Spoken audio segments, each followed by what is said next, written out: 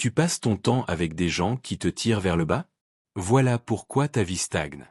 Écoute bien ça. Dans 5 ans, tu seras exactement la moyenne des 5 personnes avec qui tu passes le plus de temps aujourd'hui. Leurs revenus, leur mentalité, leurs habitudes, tout ça va déteindre sur toi. Et si cette idée te fait flipper, c'est normal. Parce que la plupart des gens se retrouvent coincés avec un entourage qui les empêche d'avancer sans même s'en rendre compte. Aujourd'hui, on va décortiquer exactement comment identifier les bonnes personnes, comment les attirer dans ta vie, et surtout, comment se débarrasser de celles qui te plombent. Reste jusqu'au bout, parce que ce que tu vas découvrir sur le cercle social va tout changer pour toi. Le vrai visage de ton entourage. Voilà un truc que personne ne veut admettre. Ton entourage actuel est probablement ton plus gros frein. Pas par méchanceté, mais par médiocrité. Une étude de l'université Harvard a suivi des milliers de personnes pendant 20 ans et les résultats sont sans appel. Les personnes qui fréquentent des gens ambitieux et positifs ont 83% de chances en plus d'atteindre leurs objectifs de vie. 83%. C'est énorme. Maintenant, regarde autour de toi. Quand tu parles de tes projets, de tes rêves, de ce truc un peu fou que tu veux lancer, quelle est la réaction? Si tu entends plus souvent « Ah ouais mais c'est risqué » ou « Moi à ta place je ferai gaffe » que « Vas-y fonce, comment je peux t'aider ?» alors tu as un problème. Parce que les mauvaises personnes ne te poussent pas vers le haut. Elles te tirent dans leur confort à elles. Le piège, c'est que ces gens-là sont souvent sympas. Ce sont tes potes de lycée, ta famille, des collègues cool. Mais sympathique ne veut pas dire bénéfique. Et c'est là que ça devient compliqué émotionnellement. Les 3 catégories de personnes dans ta vie. Chaque personne dans ton entourage tombe dans l'une de ces 3 cases. Et tu dois absolument savoir les reconnaître. Les vampires d'énergie.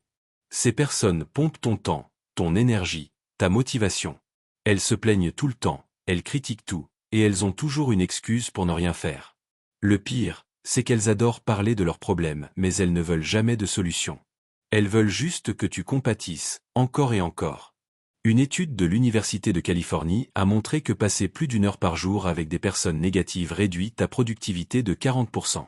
40% de ta capacité à avancer, évaporer. Juste parce que quelqu'un déverse sa négativité sur toi. Et attention, ces gens-là ne se présentent pas comme des vampires. Ils se présentent comme des amis qui ont besoin de toi. Mais regarde bien. Est-ce que la relation est équilibrée? Est-ce qu'ils sont là quand toi tu as besoin d'eux? Ou est-ce que c'est toujours à sens unique? Les neutres. Ces personnes ne te font ni avancer ni reculer. Elles sont juste là. Vous parlez de tout et de rien, vous passez du temps ensemble, mais au final, rien ne bouge. Pas de croissance, pas de challenge, pas d'ambition partagée. Le problème avec les neutres, c'est qu'ils remplissent ton agenda sans apporter de valeur. Et quand ton agenda est plein de neutres, tu n'as plus de place pour les bonnes personnes. C'est le piège de la zone de confort social. Tu restes avec eux parce que c'est facile, familier, sans friction.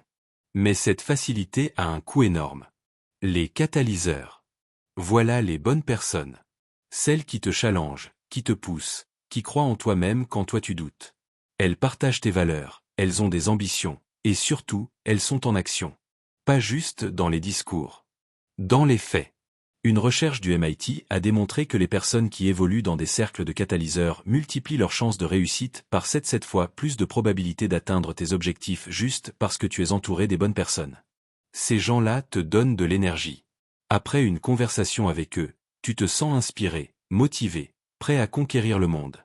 Et c'est exactement ça le test.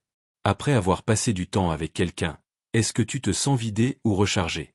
Comment identifier les bonnes personnes? Maintenant, concrètement, comment tu repères un catalyseur? Parce que tout le monde peut faire semblant pendant quelques heures. Voilà les signes qui ne mentent jamais. Ils célèbrent tes victoires. Les bonnes personnes sont sincèrement heureuses pour toi quand tu réussis. Pas de jalousie, pas de comparaison toxique, juste de la joie pure. Si quelqu'un minimise tes succès ou trouve toujours un truc négatif à dire quand tu annonces une bonne nouvelle, dégage cette personne de ton cercle immédiat. Ils te disent la vérité. Un vrai ami ne te ment pas pour te faire plaisir. Il te dit quand tu te plantes, quand ton idée est nulle, quand tu es dans l'erreur. Mais il le fait avec respect et avec l'intention de t'aider. Pas pour te rabaisser. Si quelqu'un te flatte tout le temps ou au contraire te critique sans constructivité, ce n'est pas une bonne personne pour toi. Ils sont en croissance. Les bonnes personnes bougent dans leur vie. Elles apprennent, elles évoluent, elles prennent des risques. Elles ne sont pas parfaites, loin de là, mais elles sont en mouvement. Et ce mouvement crée une dynamique. Quand tu es avec eux, tu veux bouger aussi. C'est contagieux. Ils donnent autant qu'ils prennent. La relation est équilibrée. Ils sont là dans les bons moments et dans les galères. Ils t'écoutent vraiment, ils s'intéressent à ta vie, et ils apportent de la valeur sans attendre un retour immédiat. Une vraie relation, c'est un échange, pas un monologue. Comment attirer ces personnes dans ta vie? Voilà le truc que beaucoup de gens ne comprennent pas. Tu ne trouveras pas les bonnes personnes en restant là où tu es actuellement. Si tu veux changer ton entourage, tu dois changer tes lieux, tes activités, ton mode de vie. Va là où elles sont. Les catalyseurs ne traînent pas dans les mêmes endroits que les vampires. Ils sont dans les conférences, les événements de networking, les communautés en ligne spécialisées, les formations, les salles de sport à 5 heures du matin. Ils investissent dans leur développement personnel. Alors si tu veux les croiser, tu dois être là aussi. Deviens intéressant. Pourquoi quelqu'un d'ambitieux voudrait passer du temps avec toi? Qu'est-ce que tu apportes? Si la réponse est « rien », alors tu as du travail. Développe des compétences, lance des projets, lis, apprends, deviens quelqu'un qui a de la valeur à offrir. Les bonnes personnes attirent les bonnes personnes. C'est un cercle vertueux. Donne d'abord. Ne cherche pas à prendre tout de suite. Apporte de la valeur sans rien attendre en retour. Aide, partage, connecte les gens entre eux. Deviens une ressource pour les autres. Et naturellement, tu vas créer des relations solides avec des personnes de qualité. Le courage de couper les liens. Maintenant, la partie difficile.